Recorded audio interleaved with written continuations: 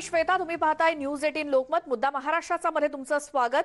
कोकणातल्या सगळ्या पूर परिस्थितीचा आढावा आपण घेतोय. परिस्थिती काय आहे? पूर ओसरतोय, मात्र त्याचा वेग फार कमी आहे. अनेक ठिकाणी पुराचं पाणी जैसे थेच आहे. रत्नागिरी जिल्ह्यातल्या चिपळूण शहराच्या पूरस्थितीला तब्बल 30 तास उलटलेले आहेत, परंतु अडकलेल्या हजारो नागरिकांचा जीव अजूनही टांगणीला लागलाय. कोणी स्वयंपाकघरातील किचनच्या ओट्यावरती चढून बसलंय, तर कोणी पोटमळ्याचा आधार घेऊन बसलंय. अगदी नाईलाजानं कोणी कौलावर सुद्धा चढून बसलंय. मुसळधार पावसामध्ये उभं राहून जगण्याची धडपड सध्या सुरू आहे. हजारो लोक अजूनही प्रशासकीय यंत्रणेच्या मदतीकडे डोळे लावून बसलेत. आपली सुखरूप सुटका होईल या आशेनं यंत्रणेकडे त्यांच्या नजरा लागल्या आहेत. अन्नधान्याची पूर्णपणे नासाडी झाली आहे. घरांमधील किंवा दुकानांमधील कपडा लत्ता सगळं काही पुराच्या पाण्यासोबत वाहून गेलंय. प्यायला सुद्धा स्वच्छ पाणी नाही. अशा परिस्थितीत केवळ जगण्यासाठी ही धडपड सुरू आहे. प्रशासकीय यंत्रणा सुद्धा तोकडी पडल्यानं अनेक लोकांपर्यंत मदत आणि बचाव कार्य पोहोचू शकत नाहीये.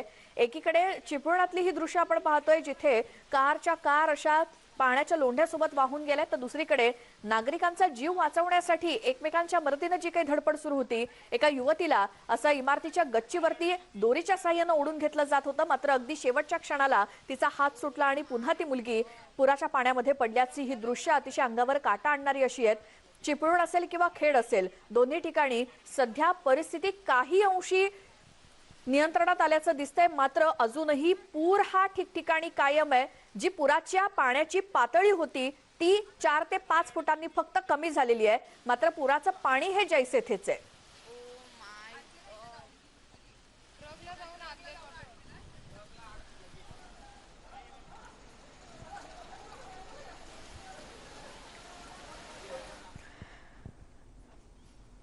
तर रत्नागिरी जिल्ह्यातल्या खेड तालुक्यामध्ये पुराचं पाणी हे हळूहळू ओसरतंय, मात्र संपूर्ण बाजारपेठेत सध्या चिखलाचं साम्राज्य आहे. यामुळे व्यापाऱ्यांचं मोठं नुकसान या पुरामुळे झालंय. व्यापारी आता आपापल्या दुकानांची स्वच्छता करताना दिसतायत. रत्नागिरी जिल्ह्यातल्या खेडमधील जगबुडी नदीला आलेल्या महापुरात नदीकाठी वसलेली झोपडपट्टी तर पूर्णपणे वाहून गेली आहे. नदीकाठच्या 6 फुटांचा भाग खचल्यामुळे त्या ठिकाणी असलेल्या 8 झोपड्या पुराच्या पाण्यामध्ये अक्षरशः वाहून गेल्यात. ज्या झोपडपट्ट्या वाचलेल्या आहेत त्यातील सगळ्या वस्तू वाहून गेल्या आहेत. कपडे, भांडी, सगळं साहित्य पुराच्या पाण्यामध्ये गेलंय. तब्बल 50 लोक त्यामुळे बेघर झालेत. त्यांना खेड शहरातील एका शाळेमध्ये सध्या आश्रय दिलाय. अख्खा संसार आणि घरं त्यांची वाहून गेली आहेत. झोपडपट्ट्या पूर्णपणे जमीनदोस्त झाल्या आहेत या पुराच्या तडाख्यात. खेडच्या बाजारपेठेतलं जर दृश्य आपण पाहिलं तर तिथे पुराचं पाणी ओसरल्यानंतर फक्त आणि फक्त चिखलाचं साम्राज्य आहे. अख्खा पाऊल बुडेल इतका चिखल सध्या रस्त्यावरती आहे. ही 2 दृश्य खेड तालुक्यातली आहेत. तिथे बाजारपेठेमध्ये पूर ओसरल्यानंतर काही प्रमाणात पुराचं पाणी ओसरलेलं आहे. त्यानंतर जे काही किराणा मालाचे व्यापारी आहेत किंवा इतर छोटे मोठे दुकानधारक आहेत, त्यांच्या दुकानांमध्ये अक्षरशः सगळं सामान अस्ताव्यस्त झालेलं आहे. आणि याच चिखलातून वाट काढत आता जावं लागतंय, कारण पुराचं पाणी निवळल्यानंतर सगळा चिखल आणि गाळ हा रस्त्यावरती बसलेला आहे. ज्यांच्या घरांमध्ये आणि दुकानांमध्ये पाणी शिरलं होतं त्यांच्या घरात दुकानात सुद्धा असाच चिखलाचा गाळ आहे. त्यामुळे ते आता साफसफाईचं एक मोठं काम या सगळ्या रहिवाशांसमोर आहे. कारण पुराचं पाणी निघून गेल्यानंतर साफसफाई हे एक मोठं काम असतं, जे सध्या हे नागरिक करताना दिसत आहेत. याच संदर्भात आपण अधिक बोलूयात. रत्नागिरीतले लोकमतचे वरिष्ठ उपसंपादक मनोज मुळे आपल्यासोबत फोन लाईनवरती जोडले गेलेत. मनोजजी, तुम्ही या सगळ्या भागामध्ये परिस्थिती अगदी जवळून पाहिली असाल. काय स्थिती आहे खेड आणि चिपळूणमध्ये? काल दिवसभर लोकांचे खूप हाल झाले. म्हणजे संध्याकाळपर्यंत लोकांनी कसा बसा तग धरला. मात्र संध्याकाळ नंतर जेव्हा काळोख पडायला लागला, एकतर घरात लाईट नाही आणि चारी बाजूने पाणी, अशा वेळेला लोकांची अवस्था खूप बिकट झाली आणि लोकांचा जीव सुटल्यासारखी अवस्था झाली. त्यामुळे लोकांचे मदतीसाठीचे मेसेज खूप मोठ्या प्रमाणात येऊ लागले. काल दिवसभरात खरं तर खूप कमी प्रमाणात मदत लोकांपर्यंत पोहोचली. खूप कमी लोकांना रेस्क्यू केलं गेलं, कारण पाण्याचा प्रवाह खूप मोठा होता. त्यामुळे प्रशासनासमोर त्या अडचणी होत्या. फायबरच्या बोटी त्या प्रवाहात टिकत नव्हत्या, त्यामुळे खूप मोठी अडचण आली. आणि एनडीआरएफचे जवान, जे सकाळपासून जो विषय चालू होता, एनडीआरएफचे जवान निघालेत, पोहोचतील, ते पोहोचायला रात्री उशीर झाला. त्यामुळे मदत लोकांपर्यंत पोहोचली नाही आणि लोक घरात अडकून पडले. मात्र आज सकाळी पावसाचा जोर कमी झालाय, पाण्याची पातळी थोडी कमी झाली. एनडीआरएफच्या जवानांनी आज सकाळी काम सुरू केलेलं आहे. रत्नागिरी जिल्ह्यातल्या स्वयंसेवी संस्था वेगवेगळ्या गावांमधल्या तिथे पोहोचलेल्या आहेत आणि त्यांनी मदत कार्य सुरू केलेलं आहे. त्यामुळे किमान आज तरी लोकांपर्यंत मदत पोहोचेल, लोकांना तिथून बाहेर काढता येऊ शकेल अशी स्थिती झालेली आहे आजपर्यंत तरी. बरं, मात्र अजूनही पुराचं पाणी बऱ्याच भागामध्ये तसंच आहे. जी काही पातळी होती ती 4-5 फुटांनी कमी झाली असेल, मात्र तरी देखील मदत मिळणं ही आत्ताची तातडीची सध्याची गरज आहे. अनेक जण 25 ते 30 तासांपासून जसेच तसे बसलेले आहेत. त्यांना खायला अन्न नाही, प्यायला पाणी नाही अशी परिस्थिती असताना त्यांच्यापर्यंत पोहोचणार कसं? या सगळ्या गोष्टी पोहोचतायत का त्यांच्यापर्यंत? आता एनडीआरएफ आणि स्थानिक लोकांच्या मदतीने वेगळ्या बोटी घेऊन, फायबरच्या बोटी टिकत नसल्यामुळे वेगळ्या बोटी घेऊन आता काम त्यांनी सुरू केलेलं आहे. त्याच्यामुळे ते पोहोचू शकतील. पण पाण्याचा प्रवाह खूप म्हणजे पाण्याला वेग खूप आहे. त्यामुळे त्या कामात अडचणी येत आहेत. तुम्ही म्हटलं तसं की 24 तासापासून लोक बसून सुद्धा नाहीयेत. अनेक जण पोटमाळ्याचा आधार घेऊन उभे आहेत. काही जण शेवटी काहीच पर्याय नाही म्हणून कौलांवरती जाऊन बसलेले होते रात्री. आणि काही जण म्हणजे एका वृद्धाची तर अशी गोष्ट होती की वृद्ध दाम्पत्य किचन मधल्या ओट्यावरती जवळजवळ 12 ते 13 तास उभं होतं. अशा लोकांपर्यंत मदत तातडीने पोहोचणं गरजेचं आहे. पण दुर्दैवाने पावसाचा जोर काल इतका होता की त्यामध्ये मदत पोहोचणं प्रशासनाला सुद्धा कदाचित शक्य झालं नसावं. पण काल प्रयत्न कमी पडले हे मात्र नक्की आहे. कालच्या दिवसात प्रयत्न अधिक तीव्रतेने व्हायला हवे होते, ते कमी झाले. आज आशा करूया की आजच्या दिवसात तरी हे सगळे प्रयत्न होऊन सगळे लोक रेस्क्यू होतील. बरं, मनोजजी, एकतर हवामान खराब असल्यामुळे हेलिकॉप्टरच्या माध्यमातून मदत तर शक्य नव्हती असं सांगण्यात आलं. मात्र एनडीआरएफची जी पथकं जी लवकर पोहोचायला हवी होती ती सुद्धा आज पहाट झाली त्यांना पोहोचेपर्यंत. त्यामुळे त्यांच्या समोर काय अडचणी होत्या? बऱ्याच ठिकाणी रस्त्यात पाणी आलेलं असल्यामुळे पूल बंद केलेले होते वाहतुकीसाठी. अनेक ठिकाणी नद्यांनी धोक्यांची पातळी ओलांडलेली आहे. काही ठिकाणी पुलावरून पाणी वाहत आहे. त्यामुळे ज्या कुंभर्ली घाट मार्गे हे लोक आले तर ते कराडमध्येच बराच काळ अडकून पडले होते अशी माहिती इथे स्थानिक पातळीवर मिळाली आहे. त्यामुळे त्यांना तिथे पोहोचायला अडचणी आल्या.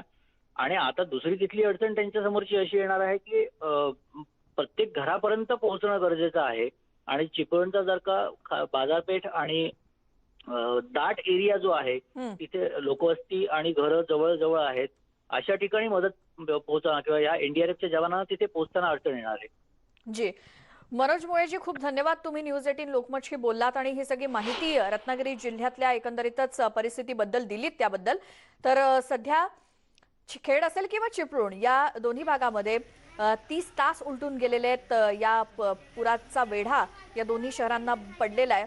मात्र जी काही पुराच्या पाण्याची पातळी आहे ती थोडीशी कमी झालेली आहे. मात्र पुराचं पाणी हे कमी व्हायचं, पूर्णतः कमी व्हायचं काही नाव घेत नाहीये. त्यामुळे त्याच परिस्थितीत अजूनही लोक जीव मुठीत घेऊनच आहेत. तर खेडमधल्या जगबुडी नदीच्या पुरामध्ये खेडच्या बाजारपेठेमध्ये अक्षरशः 7 ते 8 फुटांपर्यंत पाणी होतं. आता हे पाणी मोठ्या प्रमाणात ओसरले. मात्र या पुराच्या पाण्यामध्ये लहान लहान जे व्यावसायिक आहेत ते मात्र पूर्णपणे उद्ध्वस्त झालेत. त्यांच्याशी बातचीत केली आमचे प्रतिनिधी चंद्रकांत बनकर यांनी.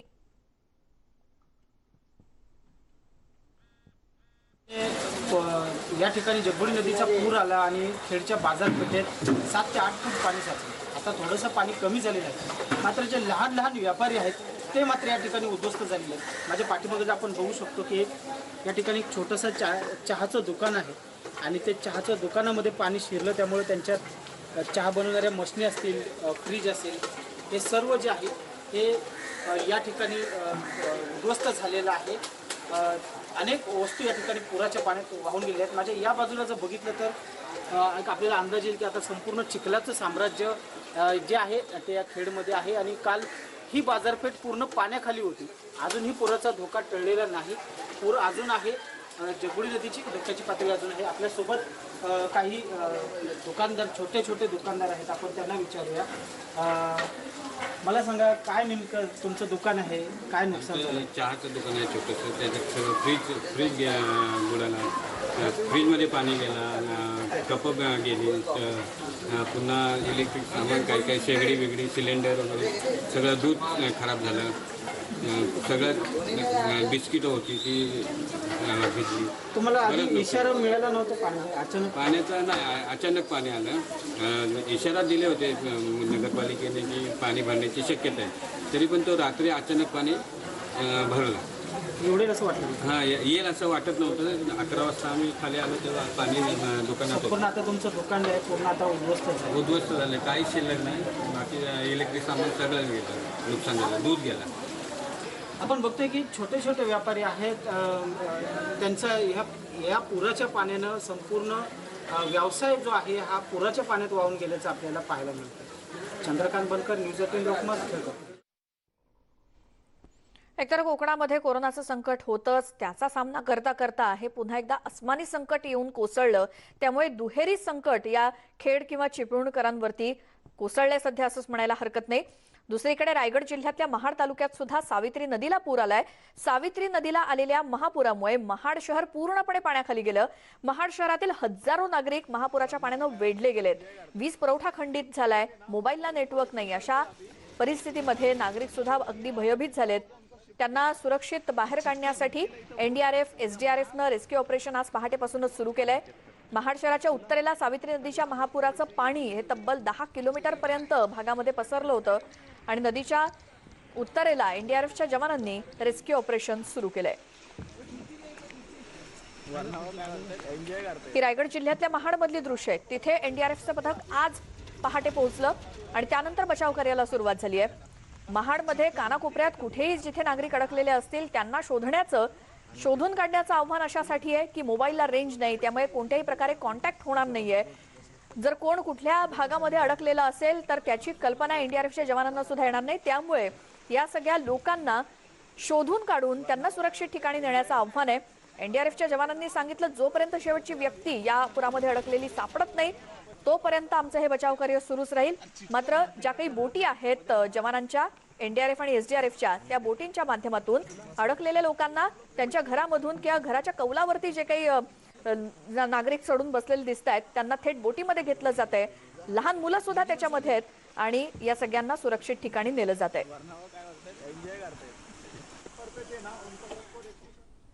तिकडे कोल्हापूर जिल्ह्यात सुद्धा मुसळधार पाऊस सुरूच आहे. पंचगंगा नदीनं धोक्याची पातळी केव्हाच ओलांडली आहे.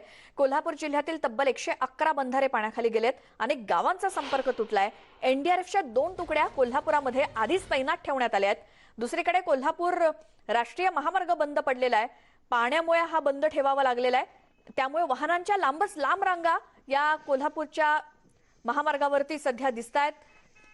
कर्नाटक आणि महाराष्ट्रातली वाहतूक त्यामुळे पूर्णपणे ठप्प झालेली आहे. कारण पुढे पुराच्या पाण्याचा धोका आहे आणि त्यामुळे हे जे काही राष्ट्रीय महामार्ग सध्या सुरक्षेच्या कारणास्तव बंद ठेवण्यात आलेत, त्यामुळे मोठमोठे कंटेनर असतील किंवा खासगी वाहनं असतील किंवा इतर गाड्या या पूर्णपणे महामार्गावरती ठप्प झालेल्या आहेत, खोळंबलेल्या आहेत. 2019ला सुद्धा ही स्थिती होती. पुलावरून पाणी वाहत असताना कोणत्याही प्रकारे जाण्यासाठी पुढे मार्ग नव्हता आणि त्यामुळे कित्येक किलोमीटरच्या रांगा या वाहनांच्या लागलेल्या होत्या. ती स्थिती आज देखील दिसतेय. कोल्हापुरात मुसळधार पाऊस आणि ड्रोनच्या माध्यमातून घेतलेली ही दृश्य पंचगंगा नदीचं पाणी हे किती विस्तारलेलं आहे, पात्र सोडून बाहेर पडलेलं आहे आणि त्यामुळे पुन्हा एकदा पुराचा धोका मोठ्या प्रमाणात आहे. म्हणूनच ही सगळी काळजी घेतली जाते.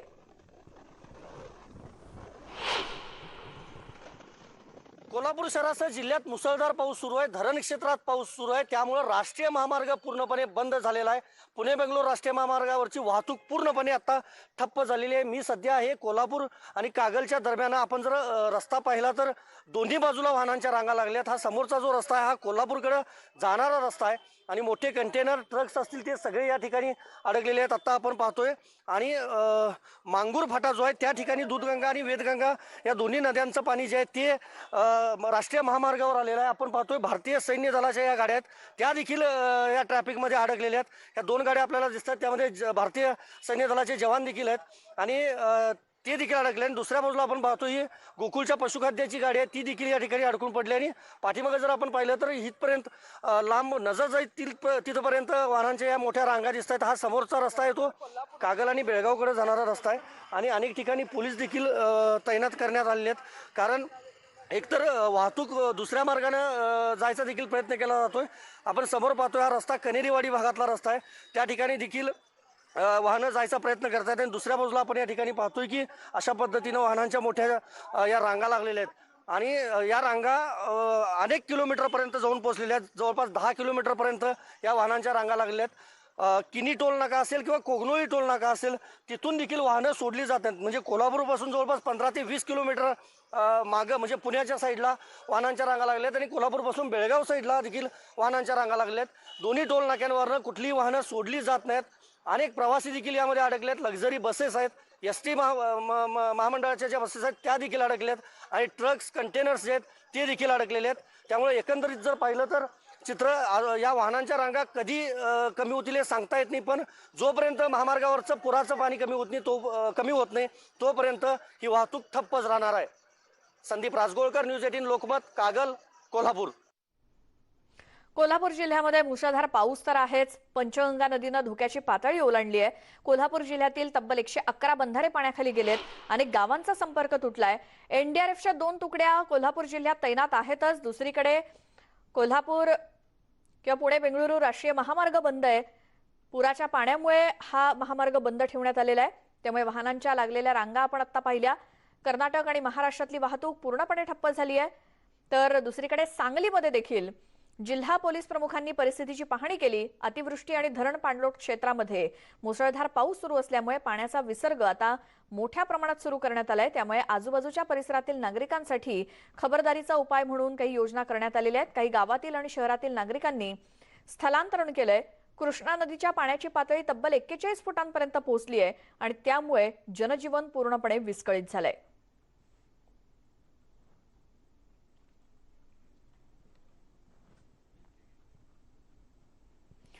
तर कोल्हापूरहून मुंबईला होणारा दूध पुरवठा उद्या बंद असणार आहे.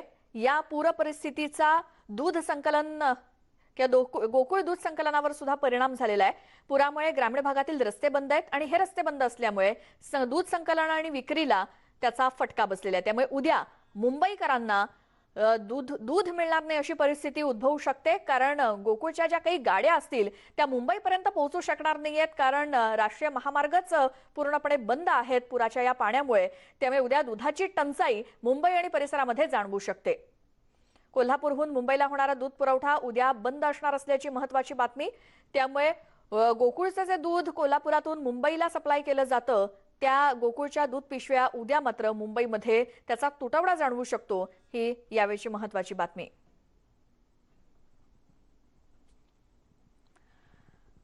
महापुराचा फटका हा वेगवेगळ्या स्तरावरती बसायला सुरुवात झालेली आहे. कारण राष्ट्रीय महामार्गावरती आलेल्या पाण्यामुळे वाहतूक ठप्प झाली आहे आणि वाहतूक ठप्प झाली की दुधाचा पुरवठा किंवा भाजीचा पुरवठा याच्यावरती त्याचा परिणाम होतोय. आणि पुन्हा एकदा मुंबईला जो काही कोल्हापुरातून गोकुळ दुधाचा पुरवठा होतो तो मात्र उद्या प्रभावित होणार आहे. उद्या तो पुरवठा होऊ शकणार नाही. त्यामुळे उद्या मुंबईमध्ये दुधाची टंचाई जाणवू शकते. गोकुळचं दूध उद्या मात्र मुंबईमध्ये पोहोचू शकणार नाहीये. ही महत्त्वाची बातमी.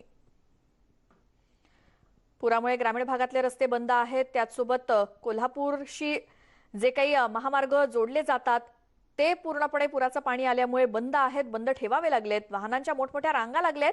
ही वाहतूक कोंडी सुटण्यास आणखी किती वेळ लागेल हे आत्ताच सांगता येत नाही.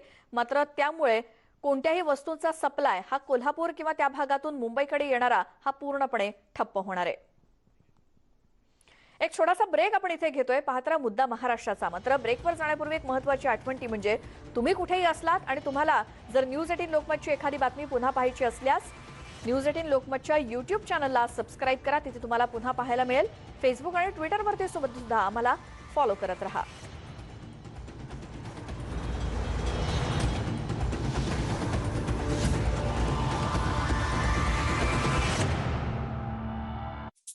जिया पुन्हा हात धुवून ये. Once more. वन्स मोर.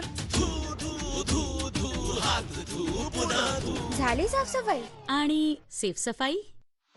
सवय बदला. प्युरिक इन्स्टा सेफ हँड वॉशने. याचा इन्स्टंट ऍक्शन फॉर्म्युला देतो जर्म आणि व्हायरस पासून संरक्षण. तर आता साफसफाई नाही, सेफ सफाई, सेफ सफाई. प्युरिक इन्स्टा सेफ. या रोहनने कोणालाही सोडला नाही. कारण की सर याने प्रॅक्टिस मधून कधी सुट्टी नाही घेतली. No leave, 100% attendance. आजारी वगैरे देखील नाही पडला. कसं ते त्याची आईच सांगू शकते.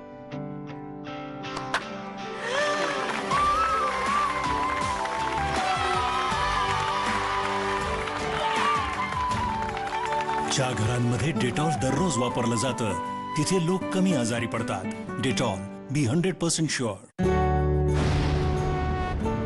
टाटा टी गोल्ड मिक्सर यात आहे बारीक चहा सोबत 15% जाडे चहा पत्त्या, जी उकळताच देईल दरवळणारा सुगंध आणि कडक चव. अशा सुगंधित कडक चहाला नाही म्हणाल तर पस्तावाल. Tata tea gold mixer. GoDaddy सोबत बिझनेस ऑनलाईन घेऊन जा. Make in India, sell for India. GoDaddy, complete online business solution. राजा, पुरी चिंता कसली? स्वराज्याच्या हितासाठी आमच्या विरुद्ध लढू शकाल? गद्दारी? होय, स्वराज्यासाठी. स्वराज्यासाठी ते बी मंजूर आहे आम्हाला.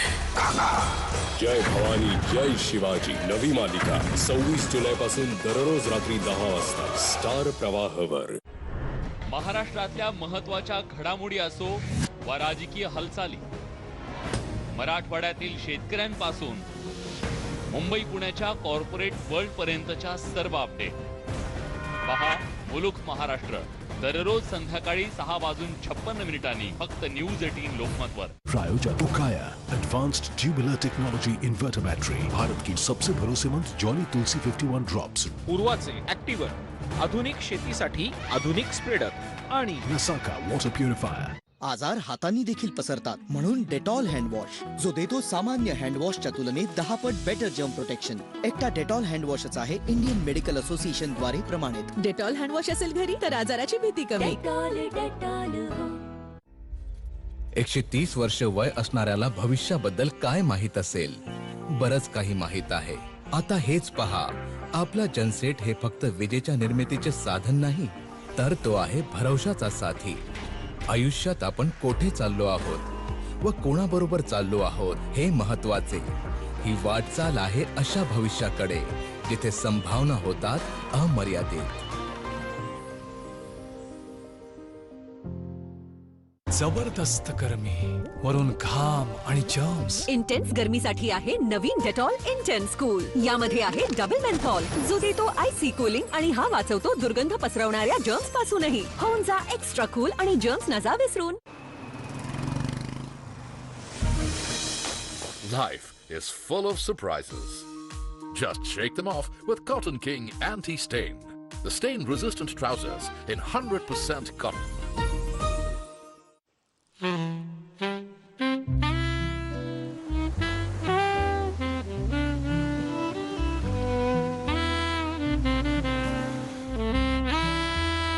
For the love of hands, Bisleri hand purifiers.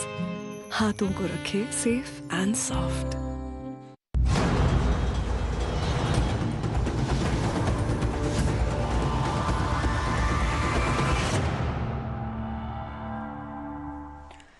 ब्रेकनंतर स्वागत. मुद्दा महाराष्ट्राचा मध्ये कोकणाव्यतिरिक्त इतर ठिकाणी सुद्धा पावसाचे दुष्परिणाम किंबहुना दिसतायत. गोवंडीतल्या शिवाजीनगरमध्ये घर कोसळलं आणि 3 जणांचा मृत्यू झालाय. 7 जण यामध्ये जखमी झालेत. आज सकाळचीच ही घटना आहे. या घटनास्थळी अग्निशमन दल पोहोचलेलं आहे आणि मुंबईतल्या गोवंडीमध्ये ही दुर्घटना घडली आहे. तिथे एक घर कोसळलंय आणि घर कोसळल्यानंतर यामध्ये 3घांचा मृत्यू झालाय. काही जण जखमी सुद्धा झालेले आहेत. मुंबईमध्ये मुसळधार पावसानंतर अनेक ठिकाणी पडझड झाली, कुठे घरं कोसळली, अशा अनेक घटना आपण गेल्या 8 ते 10 दिवसांपासून पाहतोच आहोत. आणि पुन्हा एकदा गोवंडीमध्ये ही दुर्घटना घडून गोवंडीमध्ये घर कोसळून 3 जणांचा मृत्यू झालाय. याआधी सुद्धा चेंबूर असेल, भांडूप असेल किंवा विक्रोळी या ठिकाणी कुठे भिंत कोसळली, कुठे घरं कोसळल्याच्या घटना आपण पाहिल्या. मात्र गोवंडीमध्ये पुन्हा एकदा अशीच एक घटना घडली आहे आणि त्यामध्ये 3 जणांचा मृत्यू झालाय, तर 5 ते 7 जण जखमी सुद्धा झालेले आहेत. हे घर कोसळल्यानंतर कसा हा ढिगारा सगळा खाली पडलाय याची ही दृश्य आहेत. अग्निशमन दलाचे जवान तिथे पोहोचलेले आहेत. रेस्क्यू ऑपरेशनला सुरुवात झालेली आहे. मात्र सर्वात प्रथम ही दृश्य आपण न्यूज 18 लोकमतवरती पाहतोय. गोवंडीच्या शिवाजीनगर या भागामध्ये घर कोसळलं आणि त्यानंतर 3 जणांचा यामध्ये बळी गेलाय. आमचे प्रतिनिधी तुषार रुपणवार आपल्या सोबत जोडले गेले. तुषार, कधीची ही घटना आणि त्यानंतर आताची परिस्थिती काय, जखमींची स्थिती काय आहे आणि एकूणच तिथे मदत कार्य कसं केलं जातंय? श्वेता, पहाटे 5:10 सुमारास ही घटना घडलेली आहे. ग्राउंड प्लस 2 मजल्याची ही इमारत होती. घरातील 4 जणांचा आतापर्यंत मृत्यू झाल्याची आकडेवारी आता समोर येत आहे आणि जे जखमी आहेत त्यांच्यावरती राजावाडी रुग्णालयामध्ये उपचार सुरू आहेत. पोलीस प्रशासन आणि अग्निशामक दल यांनी जी आतापर्यंत माहिती दिली त्या माहितीनुसार आत्ता आपण जर पाहिलं असेल तर आता रेस्क्यू ऑपरेशन आपल्याला आता पूर्णतः संपल्याची माहिती मिळते. मात्र जो मलबा आहे तो मलबा काढण्याचं काम सुरू आहे. आपण इथे जर पाहत असाल तर JCB असेल किंवा ट्रक असेल यांच्या माध्यमातून आतमध्ये जो काय मलबा आहे तो काढण्याचं काम सुरू झालेलं आहे. मात्र रेस्क्यू ऑपरेशन आतमधलं पूर्णतः संपलेलं आहे. आतापर्यंतची जी आकडेवारी मिळते 3 जणांचा मृत्यू होता, मात्र अजून 1 जणांचा मृत्यू झालेला आहे आणि मृतांचा आकडा हा आता 4 वर पोहोचलेला आहे. प्रामुख्याने जेव्हा ही भिंत कोलॅप्स झाली होती, भिंत कोसळल्यानंतर जो आजूबाजूचा परिसर होता त्या भागाला लागून जी घरं होती त्या नागरिकांचं देखील या ठिकाणी जखमी झाल्याचं पाहायला मिळतं. मात्र एकाच कुटुंबातील आपल्याला 4 जण दगावल्याचं पाहायला मिळते. कारण की काल रात्री गोवंडी परिसर असेल किंवा मुंबईचा परिसर असेल तिथे मुसळधार असा पाऊस सुरू होता आणि या पावसामुळेच आपल्याला या घटना घडताना पाहायला मिळतात. प्रामुख्याने या परिसरामध्ये आपण जर पाहिलं असेल तर खूप मोठ्या प्रमाणामध्ये दाटीवाटीचा परिसर आहे. त्यामुळे अग्निशामक दल असेल किंवा इतर यंत्रणा असतील त्यांना या ठिकाणी मदत कार्य किंवा रेस्क्यू ऑपरेशन करताना आपल्याला अनेक अडथळे येताना पाहायला मिळतात. मात्र 6 वाजेपासून सुरू झालेलं ऑपरेशन आता दुपारी आपल्याला संपताना पाहायला मिळत आहे. मात्र दुर्दैवाची बाब म्हणजे यामध्ये 4 जणांचा आपल्याला 4 जणांचा मृत्यू झालेला आहे. ज्यांच्यावरती उपचार सुरू आहेत त्यांच्यावरती आपण जी माहिती घेतली राजावाडी हॉस्पिटलमधून, अनेक जणांच्या पायाला आणि मणक्याला मोठा मार लागलेला आहे. कारण की जेव्हा मलबा कोसळत होता तेव्हा ते अनेक जण हे झोपेमध्ये होते, तेव्हा झोपेत असताना हा प्रकार झालेला आहे. त्यामुळे आता जर आपण पाहत असाल तर जी स्थानिक पोलिसांनी आपल्याला माहिती दिली, पोलीस प्रशासनाने, की आमचं आतमधलं काम रेस्क्यू ऑपरेशन संपलेलं आहे, फक्त जो मलबा आहे तो मलबा काढण्याचं आम्ही आता काम करतोय. ही आपण इमारत जर पाहत असाल तर आपल्याला लक्षामध्ये येईल की अत्यंत दाटीवाटीचा परिसर आहे. JCB गाडीला सुद्धा आपल्याला आतमध्ये जाताना आपल्याला अनेक अडथळे पार करावे लागतात. त्यामुळे दाटीवाटीचा परिसर असल्यामुळे ऑपरेशन सुरुवातीला करता आलं नव्हतं. त्यामुळेच आपल्याला जे जखमी आहेत त्यांना लवकरात लवकर राजावाडी हॉस्पिटलमध्ये घेऊन जाता आलं नाही. अन्यथा यामध्ये जे मृत्युमुखी पडले तेव्हा त्यांचा आकडा हा कमी होऊ शकला असता. कारण की जेव्हा ही घटना 5:10 सुमारास घडली तेव्हा अग्निशामक दल हे आपल्याला वेळेत पोहोचताना पाहायला मिळत होतं. अनेक ऑपरेशनच्या टीमसुद्धा वेळेत पोहोचल्या होत्या. मात्र आपण परिसर जर पाहत असाल व्हिज्युअलच्या माध्यमातून मी पुन्हा एकदा दाखवतो, व्हिडिओ जर्नलिस्टला सांगू इच्छितो की हा परिसर दाखवावा. हा परिसर दाखवला तर आपल्या लक्षामध्ये येईल की आतमध्ये ऑपरेशन करताना अनेक अडथळे येत होते. आपल्याला महानगरपालिकेने जी माहिती दिलेली आहे त्यानुसार या ठिकाणी फक्त 14 फूट बांधकाम करण्यास परवानगी आहे. मात्र या ठिकाणी अनेक भागांमध्ये आपल्याला अनधिकृतपणे बांधकामे ही उभी राहिलेली असतात आणि अनधिकृतपणे बांधकामं उभी राहिल्यामुळे आपल्याला हे प्रसंग घडताना पाहायला मिळतात. कारण की जेव्हा बांधकाम होत असतं तेव्हा बांधकाम करताना निकृष्ट दर्जाचं हे सामान त्यामध्ये वापरलं जातं आणि त्यामुळेच आज आपल्याला या घटना घडल्याचं पाहायला मिळतात. त्यामध्ये भर फक्त एवढीच आहे की जो कोसळणारा मुसळधार पाऊस आहे तो पाऊस आपल्याला थांबताना पाहायला मिळत नव्हता आणि मुसळधार पडणारा पाऊस आणि त्यामध्ये जी भिंत कोलॅप्स झाली त्या एका भिंतीमुळे जो समोरचा परिसर होता आजूबाजूचा त्या परिसरावरती देखील आपल्याला मोठा परिणाम होताना पाहायला मिळाला आणि त्यामुळेच या परिसरामध्ये दुर्दैवी अशी घटना घडलेली आहे. तुषार, तुझ्या आजूबाजूला बरीच लोक आहेत, त्यांना आपण विचारू शकतो का की नेमकं कशी ही दुर्घटना घडली? कारण पहाटेची वेळ तुम्ही म्हणाल तसं 5:10 झाली होती. मात्र आसपास कोणी काही तुरळक होतं का? कोणी पाहिलं का हे सगळं घडत असताना? काय म्हणताय तिकडचे स्थानिक? आपण स्थानिकांशी बोलायचा प्रयत्न केला, मात्र अनेक स्थानिक आपल्याला बोलायला तयार नाही. मात्र आपण तरी बोलूया. अब क्या कहोगे जब ये हादसा हुआ था, आप कहाँ पर थे? आप जो इनके रिलेटिव को जानते हो? घर पे था. हाँ, घर पे सो रहा था मैं. तो मेरे बड़े भाई का फोन आया कि बोले यहाँ पे रूम गिर गया. तो हम लोग आए, देखे, फिर रूम गिरा हुआ था. लेकिन जो आजू बाजू के लोग हैं अभी उनकी तबीयत कैसी है? उनको हॉस्पिटल में लेके गए क्या? आप कितने दूरी पे रहते हैं? आजू बाजू वाले कुछ लोग इंजर्ड हुए हैं तो उनको हॉस्पिटल लेके गए, एडमिट किए और इसमें से 4 लोग की डेथ हो चुकी है. घर में 6 लोग रहते थे.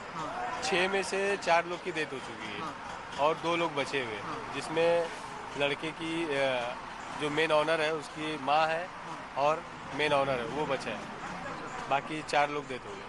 लेकिन जो आजू बाजू के लोग थे, जो वॉल कोलैप्स हो गई, तो मेंटेनेंस उसका किया गया नहीं था? नहीं, ऐसा कुछ नहीं, मतलब बारिश के बावजूद हुआ? बारिश की वजह से। तर आपण या ठिकाणी पाहिलं असेल तर मुसळधार पाऊस सुरू होता आणि या मुसळधार पावसामुळे ती भिंत कोसळल्याचा प्रकार आपल्याला जे स्थानिक नागरिक आहेत आणि जे बाजूला राहत होते त्यांनी सांगितलेलं आहे, कारण की पहाटे 5 वाजता त्यांना फोन आला आणि ते मदत कार्यासाठी धावून गेले. मात्र या ठिकाणी आमचं संपूर्ण मेंटेनन्स व्यवस्थितरित्या होतं, फक्त मुसळधार पाऊस सुरू होता म्हणून भिंतीचा भाग गेल्या अनेक दिवसांपासून ओलसर होता आणि तो कोसळला आणि तो कोसळल्यामुळे आजचा हा दुर्दैवी असा प्रकार पाहायला मिळतोय. सर, धन्यवाद तुम्ही दिलेल्या माहितीसाठी. गोवंडीतल्या शिवाजीनगर या भागामध्ये एकाच घरातील 4 जणांचा मृत्यू झालाय. हे घर कोसळल्यानंतर एकूण 6 जण राहत होते, मात्र 3 वरून या मृतांचा आकडा आता 4 वरती जाऊन पोहोचलाय. आणखी काही जण जखमी सुद्धा आहेत. याचे अपडेट तर घेत राहूच. मात्र पुढच्या साताऱ्यातल्या बातमीकडे वळतोय, कारण प्रतापगड किल्ले परिसरामध्ये मोठ्या प्रमाणात भूस्खलन झालंय. प्रतापगड किल्ल्याच्या कडाचा काही भाग कोसळलाय, त्यामुळे प्रतापगडला जाणारा रस्ता सुद्धा बंद झालाय. सुदैवाने यामध्ये कोणतीही जीवितहानी झाली नाही. मात्र सिंधुदुर्ग आंबोली घाटामध्ये सुद्धा दरड कोसळली आहे, तर आंबोली घाटातील वाहतूक पूर्णपणे ठप्प झाली आहे. कोकणात जाणारी वाहतूक पूर्णपणे ठप्प आहे. कोकणात जाण्यासाठी एकमेव आता फोंडा घाटच हा मार्ग उपलब्ध आहे. मध्यरात्री मुसळधार पावसामुळे आंबोली घाटात सुद्धा दरड कोसळली आणि ही दरड हटवण्याचं काम सध्या युद्धपातळीवर सुरू आहे. आज संध्याकाळपर्यंत ही सगळी दरड हटवली जाण्याची शक्यता आहे. प्रतापगड किल्ले परिसरामध्ये हे भूस्खलन झालेलं आहे आणि त्यानंतर प्रतापगडला जाणारा रस्ता तर पूर्णपणे बंद आहे, तर दुसरीकडे आंबोली घाटात सुद्धा दरड कोसळली आहे. त्यामुळे कोकणात सिंधुदुर्गात जाणारा रस्ता पूर्णपणे ठप्प झालेला आहे. आज संध्याकाळपर्यंत ही दरड हटवली जाण्याची शक्यता आहे. या बातमीसोबत मुद्दा महाराष्ट्राचा मध्ये आणखी छोटासा ब्रेक घेतोय. मात्र तुम्ही कुठेही असा आणि तुम्हाला न्यूज 18 लोकमतची एखादी बातमी जर पुन्हा पाहायची असेल तर न्यूज 18 लोकमतच्या यूट्यूब चॅनलला सबस्क्राईब करा. तिथे तुम्हाला पाहता येणार आहे. फेसबुक आणि ट्विटरवरती सुद्धा आम्हाला फॉलो करा.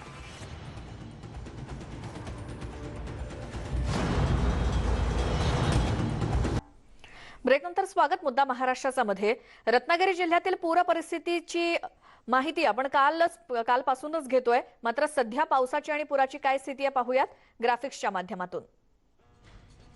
खेड तालुक्यामध्ये संपूर्ण सध्या चिखलाचं साम्राज्य आहे, कारण पुराचं पाणी ओसरल्यानंतर जिकडे तिकडे चिखल झालेला आहे. चिपळूणमध्ये मात्र पुराचं संकट कायम आहे, कारण चिपळूणमधली पूर परिस्थिती जैसे थे आहे. पुराचं पाणी ओसरायचं काही नाव घेत नाहीये. रत्नागिरी जिल्ह्यातील खेड आणि चिपळूण हे सर्वात जास्त प्रभावित झालेले तालुके. त्यानंतर दापोली तालुक्यात सुद्धा पावसानं विश्रांती घेतलेली आहे, त्यामुळे एक प्रकारे नागरिकांना दिलासा आहे. मात्र तरी देखील दापोलीतले काही नागरिक आहेत ते खेड आणि चिपळूण या ठिकाणी लोकांच्या मदतीसाठी आपल्या होड्या घेऊन निघालेले आहेत, काही मच्छीमार बांधव. त्यानंतर गुहागरमध्ये सुद्धा ज्या ठिकाणी पूर आलेला होता तिथे सुद्धा पूर ओसरलेला आहे पूर्णपणे. ही गुहागर तालुक्यातली स्थिती.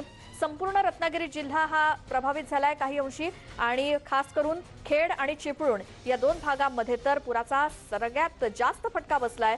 मात्र ज्या ज्या ठिकाणी पुराचं पाणी हे रहिवासी भागामध्ये शिरलं होतं त्या ठिकाणची ही स्थिती आणि त्याचे हे अपडेट्स. आता रत्नागिरी जिल्ह्यातील प्रमुख ज्या काही नद्या आहेत त्यांची पाणी पातळी काय आहे, कशी आहे, या वरती एक नजर टाकूयात ग्राफिक्सच्या माध्यमातून. जसं आपण पूर परिस्थितीचा आढावा घेतला तशी नद्यांची पाणी पातळी. रत्नागिरी जिल्ह्यातील नद्या ज्या काही आहेत त्यापैकी खेडमधून वाहणारी जगबुडी नदी आहे, त्याची धोका पातळी ही 7 मीटर आणि इशारा पातळी ही 7 आहे आणि सध्याची पातळी ही 6 मीटर वरून ही नदी वाहते. वाशिष्ठी नदीची सुद्धा तीच परिस्थिती आहे. धोक्याची पातळी जरी 7 मीटर असली तरी सध्या 7.80 मीटर वरून ही वाशिष्ठी नदी वाहते. त्यामुळे या दोन्ही नद्यांचं पाणी जर विचार केला तर खेड आणि चिपळूण या रहिवासी भागामध्ये पूर्णपणे पसरलेलं आहे.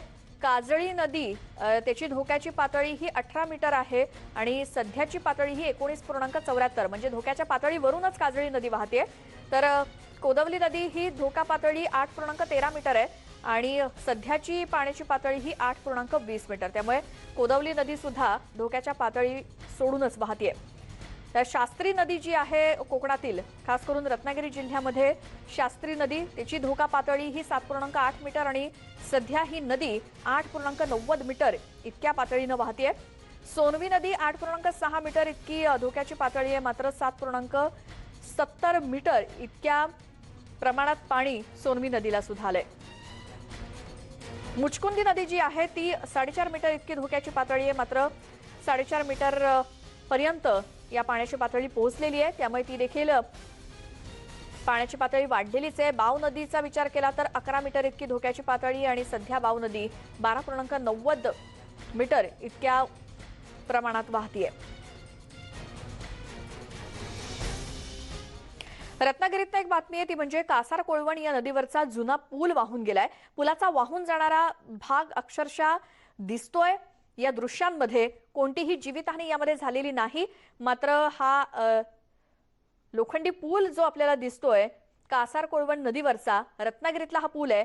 कारण रत्नागिरी जिल्ह्यातल्या प्रत्येक नदीला पुराचं पाणी आहेच, मोठ्या प्रमाणात प्रवाह आहे आणि हा प्रवाह इतका मोठा आहे की त्यामध्ये बांधलेला पूल सुद्धा वाहून गेलेला आहे. कासार कोळवण या ठिकाणी असलेला हा पूल अक्षरशः वाहून गेलाय. पुलाचा तुकडा या पाण्याच्या प्रवाहासोबत वाहून जाताना दिसतोय. कासार कोळवण नदीवरचा पूल पूर्णपणे वाहून गेलाय, त्यामुळे ज्या 2 गावांना हा पूल जोडणार असेल त्या गावांचा अर्थातच संपर्क तुटलेला आहे, कारण हा पूलच पुराच्या पाण्यामधून वाहून गेलाय.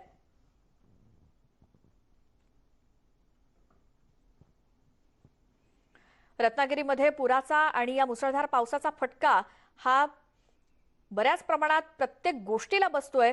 अर्थात रत्नागिरी तालुक्यामध्ये मोठ्या प्रमाणात पूर नसला तरी मात्र नद्या ज्या आहेत त्या दुथडी भरून वाहत आहेत. नद्याच्या पाण्याला फ्लो मोठा आहे, प्रवाहाचा वेग जास्त आहे आणि त्यामुळेच हे जे काही पूल आहेत त्या पुलावरून पाणी वाहत आहे एकतर, आणि पुलाचा काही भाग हा पाण्याबरोबर वाहून जाताना दिसतोय.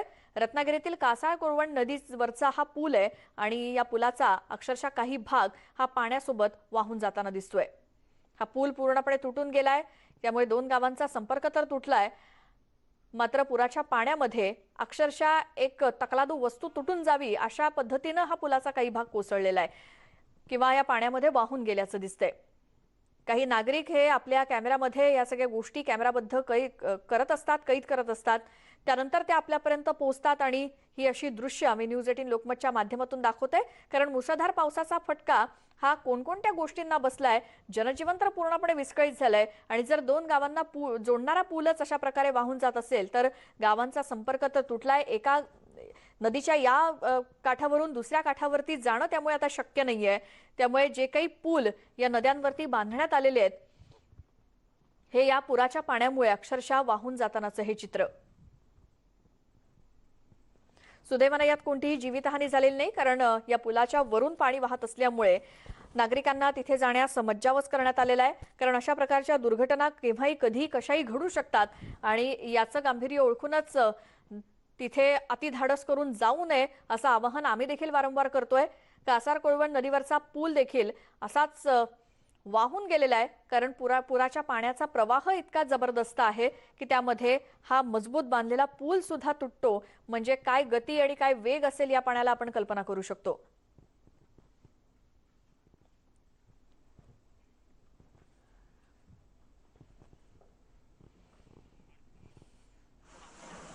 ही दृश्य सध्या आपण पाहतोय ती महाडमधली आहेत.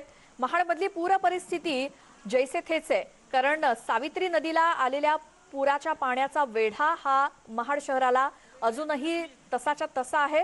त्यामुळे एनडीआरएफ आणि एसडीआरएफची जी काही पथकं आज पहाटे महाडमध्ये पोहोचलेली आहेत, अक्षरशः या घराच्या छतावरून कौलं बाजूला काढून या माणसांना बाहेर काढण्यात आलेलं आहे आणि मग एनडीआरएफच्या जवानांनी आपल्या बोटीमध्ये त्यांना बसवून सुरक्षित ठिकाणी नेलेलं आहे. कारण घराच्या कौलाला जर पाणी लागलेलं असेल तर माळ्यावरती जाऊन बसलेले काही लोक असतील तर त्यांना घराची कौलं काढून त्यांना कौलावरून अक्षरशः बाहेर काढण्यात आलंय.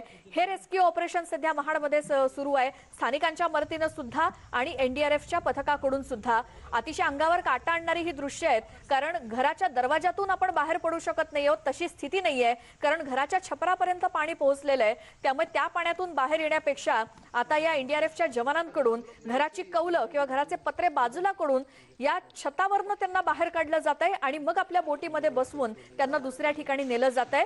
ही स्थिती सध्या रायगड जिल्ह्यातल्या महाड शहरातली आहे. महाडच्या इतर ग्रामीण भागामध्ये सुद्धा जिथे जिथे लोक अडकलेली आहेत त्यांना आता या एनडीआरएफच्या बोटीमध्ये बसवून सुरक्षित ठिकाणी नेलं जात आहे. आपापल्या घरामध्ये जे कोणी लोक अडकून बसले, कोणी किचनच्या ओट्यावरती चढून बसले, तर कोणी पोटमाळ्यावरती चढून बसलेत, कोणी तर कौलावरती सुद्धा चढून बसले आहेत. अक्षरशः त्या लोकांना शोधून शोधून त्यांना बाहेर काढण्याचं काम सुरू आहे. कारण त्यांच्यापर्यंत पोहोचणं आता एनडीआरएफच्या जवानांना सुद्धा कठीण आहे. कारण मोबाईलला नेटवर्क नाही, कॉन्टॅक्ट करणार तरी कसा, या सगळ्या समस्यांचा संकटांचा सामना करून सुद्धा एनडीआरएफची टीम त्यांच्यापर्यंत पोहोचते. आपल्या या बोटीमध्ये या सगळ्या लहान मुलांपासून वयोवृद्धांपर्यंत सगळ्यांनाच घेऊन सुरक्षित ठिकाणी नेलं जातंय. अक्षरशः अंगावर काटा आणणारी दृश्य आहेत. कारण महाडमध्ये जी काही पूर परिस्थिती आहे ती कमी अजिबात झालेली नाहीये. पुराचं पाणी आहे तसंच आहे. सावित्री नदीला आलेला हा पूर आहे आणि त्यामुळे महाडमधल्या वेगवेगळ्या भागांमध्ये जिथे अशी कौलारू घरं आहेत की जिथे माडीवरती किंवा माळ्यावरती लोक जाऊन बसलेली आहेत, तर त्यांना अक्षरशः घराची कौलं बाजूला केली जात आहेत आणि तिकडून त्यांना वरती घेतलं जात आहे आणि मगच एनडीआरएफच्या बोटीमध्ये बसवून त्यांना दुसऱ्या ठिकाणी नेलं जात आहे.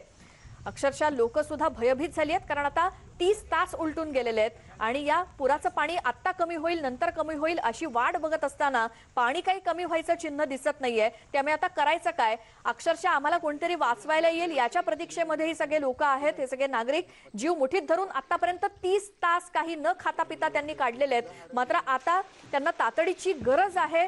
त्यांना दुसऱ्या सुरक्षित ठिकाणी नेण्याची गरज आहे आणि अक्षरशः एनडीआरएफचे हे पथक देवासारखं धावून आले त्यांच्यासाठी आणि आपल्या बोटीमध्ये त्यांना बसवलं जात आहे आणि दुसऱ्या ठिकाणी नेलं जात आहे. अनेक जण या पुराचा अंदाज येताच आपली घरं सोडून निघून गेलेले आहेत, बाहेर पडलेले आहेत. मात्र तरी देखील असे काही बरेच नागरिक आहेत बऱ्याच संख्येनं की जे वेगवेगळ्या लहान मोठ्या गावांमध्ये या पुराच्या पाण्यामध्ये अजूनही अडकलेले आहेत. एनडीआरएफच्या पथकाचं खरंच कौतुक की अशा प्रकारे स्थानिकांची सुद्धा त्यांना मदत मिळत असणार आहे नक्कीच. आणि जे काही असे होतकरू तरुण असतात किंवा इतरांना मदत करणारे त्यांच्या मदतीनं हे रेस्क्यू ऑपरेशन सध्या सुरू आहे. तर महाडमधली ही स्थिती आणि सध्याची दृश्य आम्ही तुमच्यापर्यंत पोहोचवतोय. कारण अशा पद्धतीने लोकांचं रेस्क्यू ऑपरेशन खरं तिथे सुरू आहे. आमचे प्रतिनिधी उमेश गोविलकर आपल्या सोबत आहेत. उमेश, महाड आणि आसपास पाऊस तर पूर्णपणे थांबलेला दिसतोय, मात्र लोकांना अक्षरशः घराच्या कौलामधून सुद्धा बाजूला करून बाहेर काढलं जातंय. ही स्थिती सध्या आली आहे. पुराचं पाणी काही कमी होत नाहीये का? अगदी बरोबर आहे. इकडची जी परिस्थिती आहे ती खूपच भयावह आहे. मी आता सावित्री नदीच्या ब्रिजवरती उभा आहे. जो काही वर्षापूर्वी हा ब्रिज पडला होता. ह्या ब्रिजवरूनच इथेच मोठी दुर्घटना घडली होती. आता मी तुम्हाला कॅमेऱ्याच्या मागे जाऊन मी तुम्हाला इथली दृश्य दाखवतो. आम्ही इथे कालपासून आहोत, पण कालपासून इकडे आम्हाला खूप त्रास सहन करावा लागला. इकडे आम्हाला पोहोचता येत नव्हतं. महाडच्या अलीकडेच इकडे सगळं मला तिकडे लोणेरजवळच थांबावं लागलं. लोणेरच्या जवळूनच इकडे येण्यासाठी जे मध्ये मध्ये नवीन रस्त्याचं काम चालू आहे त्या कामाच्या रस्त्यामुळे सगळीकडे पाणी साचलं. जाता येणार किंवा लोकांना किंवा इतर रेस्क्यू ऑपरेशन्स जे करणारे आहेत, ॲम्ब्युलन्स आहेत, ह्या सगळ्या गाड्या तिकडे अडकून पडलेल्या होत्या. आत्ता थोड्या वेळापूर्वी म्हणजे 1-1.5 तासापूर्वी इथलं थोडंसं पाणी कमी झाल्यामुळे इथून गाड्या ॲम्ब्युलन्सेस वगैरे सगळं जाण्यासाठी थोडंसं सुरळीत झालेलं आहे. परंतु पावसाची रिमझिम अजून सुरूच आहे. पाऊस थोड्या वेळाने चालूच आहे. पावसाचं येणं जाणं अजून चालूच आहे. मी आपल्याला हे दाखवू शकतो. ही जी नदी आहे, ह्या नदीच्या इथून जे पाणी येतं आहे सगळीकडून बाहेरून, ह्या नदीला आत्ता थोडंसं उसंत मिळाल्यामुळे इकडे बाजूला तुम्हाला किनाऱ्यावर दिसेल की इकडे किती घाण आणि हे साचलेली आहे ती. ह्या नदीच्याच आपण लेफ्ट साईडच्या दिशेने बघितलं जिकडे कुठलं गाव आहे ते तळई गाव आहे. या तळई गावाच्या इथेच दरड कोसळली आहे. ह्या दरड कोसळून कमीत कमी 30 घरं त्या दरडीखाली आलेत असं इथल्या लोकांचं म्हणणं आहे. या ब्रिजवरूनच आपण इकडचे सगळे दृश्य बघतोय. पण आतली जी महाडमधली जी स्थिती आहे ती खूपच भयानक आहे. कारण तिकडे पोहोचू शकत नाही आहेत. रेस्क्यू ऑपरेशन चालू आहेत. एनडीआरएफच्या टीम तिथे पोहोचता आहेत. कशा NDRFच्या टीम पोहोचून लोकांना रेस्क्यू करण्याचं काम तिथे सुरू आहे. बरं उमेश, आणि आता आपली टीम तिथे पोहोचलेली आहे, अर्थात महाडमधली सगळी स्थिती आपण आपल्या प्रेक्षकांना दाखवतोय. मात्र तुम्ही ज्या वेळेला तिथे महाडमध्ये पोहोचलात किंवा आसपासच्या परिसरात, आता तिथे लाईट नाहीये, मोबाईलला नेटवर्क नाही, अशा परिस्थितीमध्ये लोकांपर्यंत पोहोचायचं कसं? आज पहाटे तर NDRFच्या टीम्स तिथे पोहोचलेल्या आहेत, मात्र तुम्ही इथे या ब्रिजवरती आहात. अजून महाड शहर आणि आतमध्ये जो काही ग्रामीण भाग असेल जिथपर्यंत पुराचं पाणी पोहोचलंय त्यांना कसं काय बाहेर काढणार आता? आम्ही ज्या ठिकाणी जो होतो स्टेशन आहे, वीज स्टेशनच्या इथे NDRFच्या टीम उभ्या होत्या. इकडे त्यांना येण्यासाठी इकडे वाट बघत होते की हा रस्ता कधी मोठा होईल आणि मग आपण तिकडे पुढे जाऊ शकतो. तर त्या टीम आता निघाल्या आहेत. त्या टीमच्या माध्यमातून हे लोक आता महाड शहरामध्ये घुसले आलेले आहेत. महाड शहरामध्ये जाऊन त्याचा जे लोक अडकले आहेत, जे लोकांना मदतीची गरज आहे अशा ठिकाणी ते पोहोचतात. जी उमेश, तुमचा आवाज नीट येत नाहीये. खूप पाऊस पडतोय तिथे महाड या भागामध्ये. आमची न्यूज 18 लोकमतची टीम सुद्धा पोहोचलेली आहे. आज सकाळपासूनच आपण सगळी दृश्य महाड मधली सुद्धा पाहतोय, कारण संपूर्ण महाड शहराला सावित्री नदीच्या पुराच्या पाण्याचा वेढा पडलेला आहे. परिस्थिती अजून तशीच आहे. NDRFची पथकं पोहोचलेली आहेत आणि त्यांच्याकडून प्रयत्न सुरू झालेत. कोणी कुठे अडकलं असेल तर त्यांना बाहेर काढण्याचे. एक छोटासा ब्रेक आपण पुन्हा घेतोय. मात्र ब्रेकवर जाण्यापूर्वी पुन्हा एकदा आठवण ती म्हणजे महापुराची ही सगळी दृश्य जर तुम्हाला पुन्हा पाहायची असतील तर आमच्या न्यूज 18 लोकमतच्या YouTube चॅनलला सबस्क्राईब करा.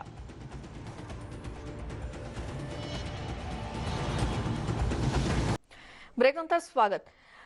नेटवर्क 18 आणि फेडरल बँकेचा उपक्रम संजीवनी गाडी ही भारतभरातील कोविडग्रस्त जिल्ह्यांमधून फिरतेय. आपणही लसीकरणाबाबतच्या आमच्या या संयुक्त मोहिमेला भरभरून पाठिंबा द्या. लसीकरणाचं महत्त्व अधोरेखित करूयात आणि आता पाहूया संजीवनीची गाडी आज कुठे.